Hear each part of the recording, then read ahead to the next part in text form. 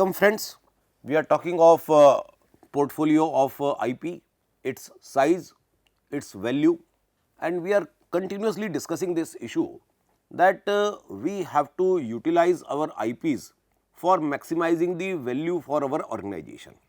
And in this process, lot of strategic issues are involved, lot of financing issues are involved, and in this particular session, we are going to discuss that in how many different ways we can commercialize our IP. Because whenever we are talking of value creation from IP, it is only possible when you properly commercialize your IP. And for that purpose, in this particular session, we are going to discuss different methods of commercializing your IP. We will see that how value can be created from your intellectual property. We will see that different forms of IP commercialization, and we will see what are the WIPO guidelines for IP commercialization. So, first, as we all know that the most important part of any IP is that how much value this IP is generating for you. And now we are talking of a portfolio. So, we are expecting portfolio will give you some kind of synergy. So, a single IP, one IP should give you X value, 2 IPs looks like 2X value. But when we have a portfolio of IP where we have 10 IPs, for example, a very small portfolio. So, one person can say the value will be 10X. But as I am saying that the value should be in the synergy. So, this is not simply 10X, this will be 10X plus delta. It can be 11X, it can be 12X. That is where the impact of portfolio, impact of this bouquet is more than individual IPs, because you have a complete set of technologies which will be more beneficial or which can be a package to the user. So, therefore, what are the primary purposes for driving the exploitation of intellectual property? One very clear, we are continuously saying enhancing revenue through, because any IP is giving you the right of exclusive uses, exclusivity or the competitive advantage you can say. So, because of that you get higher income.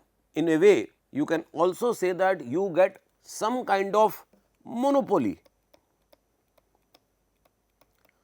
Those who are critic of IP, they generally say that because of IP systems you are promoting monopoly, you are promoting the system which leads to more profit making.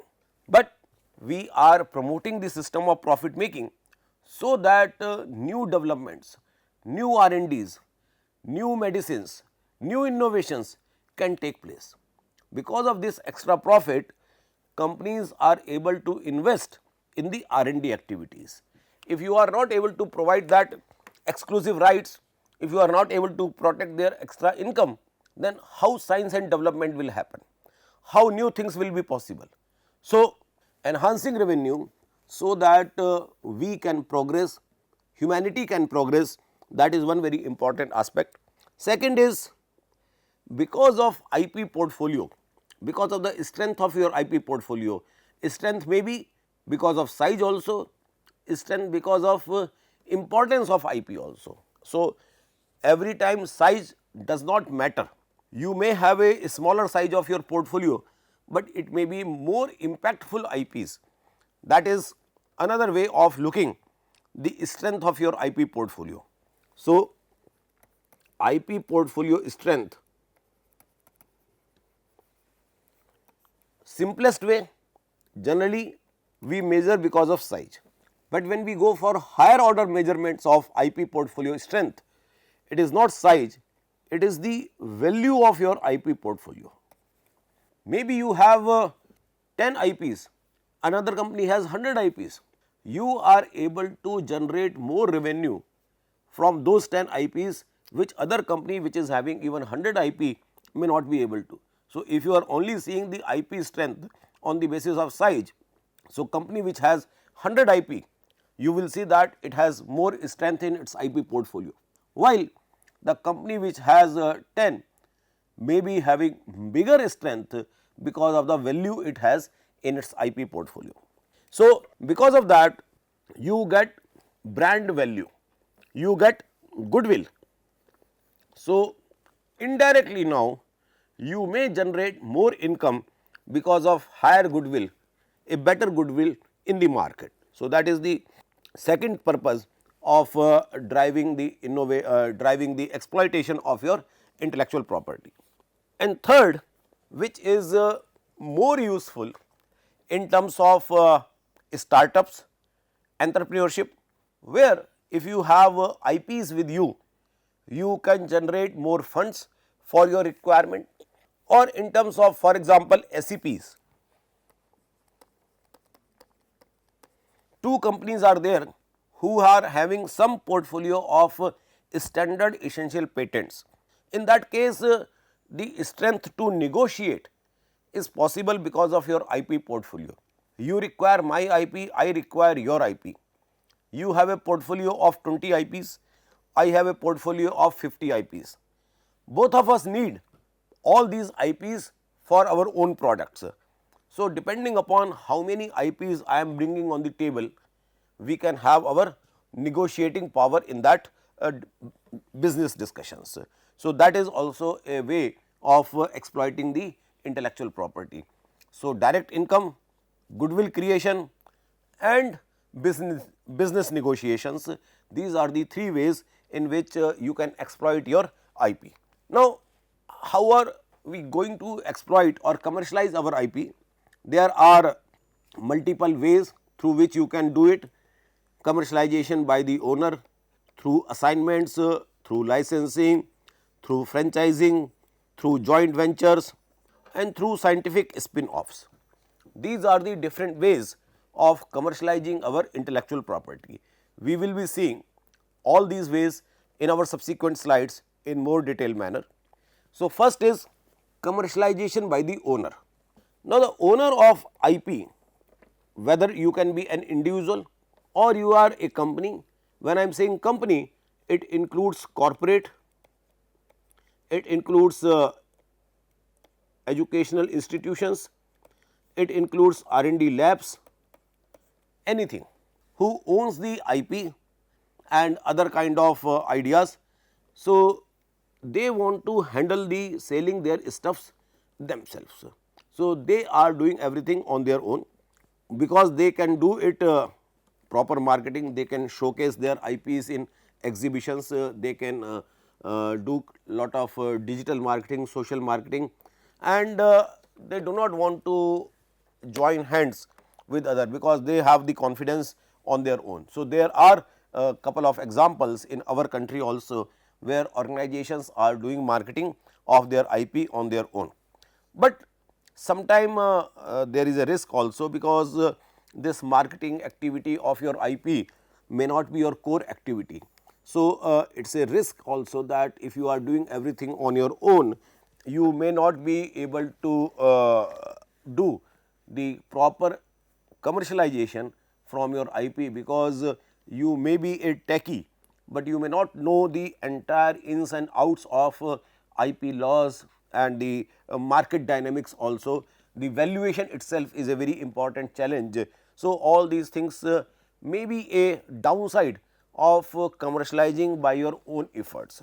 Second is commercialization through assignments.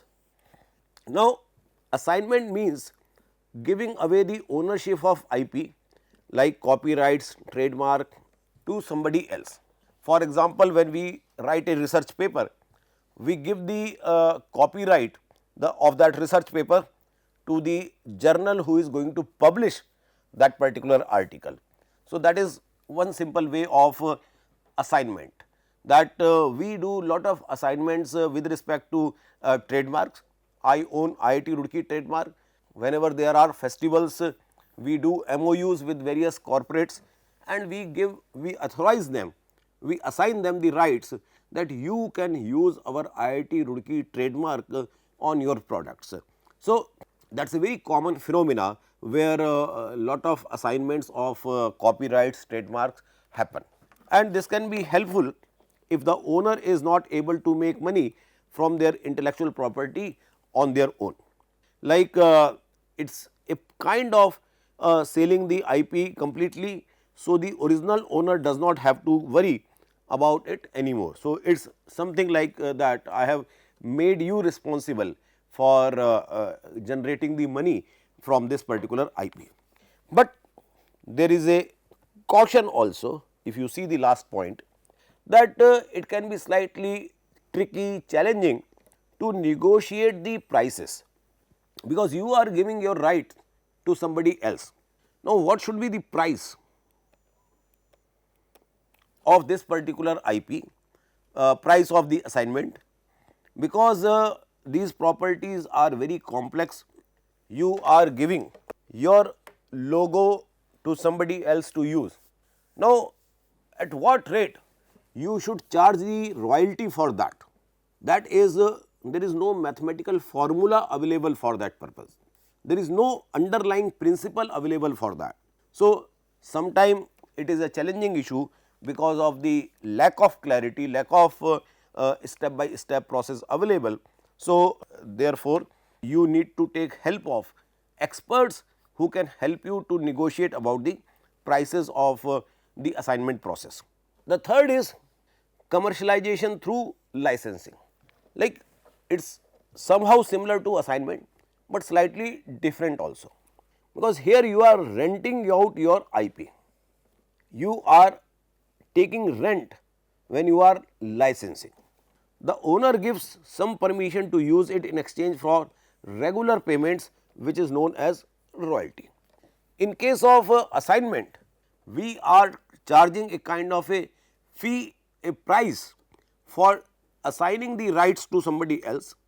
So, there is no regular flow of income in case of assignment, while in case of licensing there is a regular flow of income in terms of a royalty, and here the ownership remains with the original owner. If you are the owner, you do not want to lose your ownership, then go through licensing. In case of assignment, ownership is also transferred. So, for the license, it means that they can use the property without spending on R&D, and it helps them expand their products. But it is possible that I am in a process of licensing. I am also using my own IP. I am making some product from my IP, and I have given license to somebody else also. He is also using it for making the product. So, because of the same IP, I may create more competition in the market. Somehow it is good for the customer also, because customer will get a genuine price because of this competition. Customer get better quality products because of this competition. So, if I see from the market point of view, commercialization of IP through licensing is in the interest of the market. Then commercialization through franchising system, it is a very special type of licensing process. In licensing, you are keeping the ownership, you are giving somebody rights to use your IP. In lieu of that, you are charging some kind of regular payment, which is known as a royalty. Now, franchisee is a very special case of licensing. What happens in case of franchising? That owner of IP lets someone else copy their whole business in a new place. For example, you must have seen that lot of restaurants, lot of coaching institutions, they are following this franchisee model, that the entire process, not simply one IP, your layout of physical facility, color combination, uniform of the employees, the way things are displayed, everywhere you have given the rights to completely copy your entire business model, but to a defined location, that okay, I am giving you franchisee for India, I am giving you franchisee for Japan, I am giving you franchisee for Korea. So, for a particular definite place, I am giving you permission to completely copy my own business, including all types of IP, which includes let us say IP related to product and processes, which includes IP related to trademark branding also, or IP related to design also. So, I am giving you entire package, entire portfolio, so that you can use it in full sense at a defined location. The owner supports and train the franchisee to keep the business concept strong, because if I am known, if my brand is known for a particular type of USP, that USP should be available to these new locations also. So, hand holding, training, etc., these are integral part of this franchisee system. And generally, as I said, that this franchisee system for commercialization of IP is more popular for spreading or for commercialization of your trademarks. For that purpose, you generally see, and there are plenty of chains which are operating in India, and all these chains which are operating in India, it is the example of commercialization through franchising system. So, that is the another type of route for IP commercialization. Then the fifth one is commercialization through JVs, joint ventures, where two parties come together. When two or even more parties, they come together to achieve some kind of a common goal, and when they are coming together, they are sharing risk and resources, and when they are sharing risk and resources, and IP is one type of risk or resource, it is one type of resource. So, when I am sharing our all the assets, one of the important asset is our IP. So, both the organizations are coming together and they are sharing their IPs for the commercialization, which reduces the investment burdens, which reduces or which helps in better management of our risk. And here sometime it happens that two parties who are coming together, they are not exactly equal. One party has more know-how, another party has less know-how. So, there may be some kind of imbalances in this relationship. That may happen, that there may be some kind of behavioral issues which may come because of the size, because of the capabilities of the two people coming together. And sometime because of this reason, that two parties are not equal. So, in case new IPs are generated with these joint ventures, so their proper management within this JV may be a tricky issue, may be a complex issue, because who is bringing how much expertise, whether these are equally shared or these are shared in some ratio, that requires some kind of behavioral challenges also. Then another way of commercialization of IP is through scientific spin-offs, and spin-off is very popular these days, because we are talking of startups. These are nothing but startups, but when we are talking of science, technology, IP related startups, they are known as spin-offs. That I am doing some kind of technology development, and in that technology development process, I found one opportunity of starting a business. So, that is spin-off of that particular R&D activity. So, spin-offs are new companies made by the owner of IP to sell that particular property, not property exactly, to sell the products coming out of that particular IP. And through these scientific spin-offs, either you can sell your own IP or you can go into the market by developing the products. So, these scientific spin-offs, they are one very common way to take your technology into the marketplace, because you are able to develop products from your. So, it is generally possible in educational institutions, R&D institutions, but people have their own way of thinking. Some of the people, researchers, developers, they feel that it is the best satisfying moment when you are able to take your technology into the markets through a product.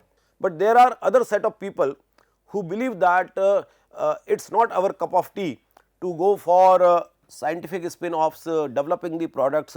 We are expert in developing the technologies, we are expert in developing the IPs. So, we should stop at that level only, we should not go for the product commercialization. So, that kind of debate is perennial debate, and I cannot say what should be the best way of handling this debate. Now, there are three ways of value creation through IP. One is introducing innovation to the market, as we were discussing. Out of 6, 2 are related to introducing innovation to the market. Use IP in exchange for a benefit, and use IP to secure investments. So, these are the three ways for value creation through intellectual property that we discussed in the beginning of this session also. Now, you already know that you can get competitive advantage, it is income, it is goodwill, be a source of competitive intelligence, that is also a part of like your income. You know that what your competitors are doing, and accordingly you are able to improve your own products. Then identifying the potential partners. So, it is about business development and secure market access, revenue streams and financing. So, put together all these three aspects, you are able to get new markets, new products, and you are able to get some kind of funding investments, and you are also able to get a particular position for yourself in the market because of the reputation, goodwill you are able to generate. Now, commercialization is taking place, as we just saw, in multiple forms, and already we discussed that we are introducing innovation to the market, we are talking of IP in exchange for a benefit, and we are securing capital from the IP. Now, going further, and let us see what WIPO is saying with respect to commercializing as a process. Now, this particular discussion is important for individuals who are maybe researcher, who are scientists, etc., and it is also applicable to government NGOs also. There are three important steps in IP management. First, we have several times discussed that creation of IP, then using appropriate tool of protection, whether patent, whether design, whether trademark, what appropriate tool is needed, you need to protect. So, that is up to this one part, and then you go to the exploitation, that is the value realization. So, these are the three important you can say activities when we see IP as a commercialization process: creation, protection and exploitation. Creation and protection, these are the two stages which are known as pre-commercialization stages. Exploitation is commercialization. So, these two stages are happening before you are commercializing your IP. You are creating, you are developing new ideas, and you are trying to implement those ideas, you are seeing their results, etc. You are able to establish the value proposition, means what are the claims you are going to have for this particular IP. So, all that is the first part of your commercialization process. Many of us believe commercialization starts, the point why these slides are important at this level, because some of you may feel that we have already discussed these things in the first two lectures. So, what is the purpose of discussing these in this maturity level of this course? So, the reason is generally we believe, this is a myth, that commercialization starts only after the protection process, but it is only a myth. The commercialization starts right from the creation stages. because you are creating something which is going to add value to the market, which is going to add value to your organization. So, this concept that I am not doing some random creation, I am doing creation which is required by this set of people. So, therefore, only when you have this idea that how your creation will be used by some set of people, it is also considered to be the part of your commercialization process. Therefore, I say that commercialization or the process of commercialization starts even in the pre-commercialization stages also. Then second is the protect, where the major things which we do, mapping the IP you already have. For example, patent landscape reports, build IP strategy that matches your the objective. Then you have to protect your key IP assets, and you need to see that you are able to maintain appropriate level of security which you need to protect properly your IP. And after these two pre-commercialization stages, then the third one is exploit, where you determine the value of your IP, your products, you are going to launch them into the market. You will like to partner with various supply chain agencies. Like these days, as soon as you launch your product in the market, you will like to go for partnership with Amazon and Flipkart, because they are going to have bigger realization of value from your IP because of their vast distribution network. So, that is the partnership part.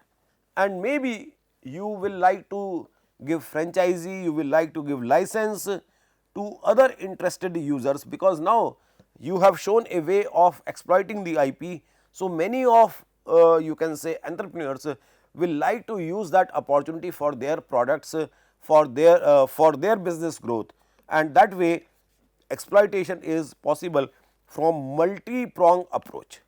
This is a slide available from WIPO portfolios which is supporting the IP commercialization. These three stages of the process: creation, protection, exploitation, already we have discussed. And here you see that IP for business guide toolkits is available, where the what you are going to do in the creation, how protection and exploitation may go hand in hand. So, that is how WIPO is advocating about IP commercialization. So, finally, we need to see that depending upon who we are, whether we are individual, whether we are a college, whether we are a small medium enterprises, etc., whether we are R&D lab, we see that which policy is more suitable to support IP commercialization in my individual context. So, simple thing is the awareness workshops, programs on IP importance, IP commercialization, etc., etc. Reduced IP fee for SMEs and universities are required. Government already have reduced significantly. Financial support for conducting IP audits and landscaping. So, many of us are not aware of what is IP audit, what is IP landscape reports, etc. So, maybe it can be provided through some nodal agencies, but you need some kind of extra support at this moment, as we are not very IP savvy system. And bigger challenge, complex thing is about valuation of your IP. Because of the intangible nature of the IP, the correct valuation sometime is not possible, and that may create doubts both in terms of customer as well as in terms of provider of IP. So, these are some of the policies suggestions which will help not only IP commercialization, but our entire process of making the IP as a important business tool, business strategic tool for the organizations. So, with this we come to end of this particular session, where we discuss that what are the different types of strategies for IP commercialization. Particularly, we discussed 6 different types of strategy. We discussed that IP commercialization is not only after the protection, but it starts from the time of creation. Even you have a terminology known as pre-commercialization stages, where you are creating, you are validating, and then you are doing the exploitation of those IP. So, IP commercialization is most important thing. Without IP commercialization, there is no meaning of IP portfolio, or in fact of IP itself. It is only IP when you have a commercial value from the knowledge you are generating under the domain of intellectual property. Thank you very much.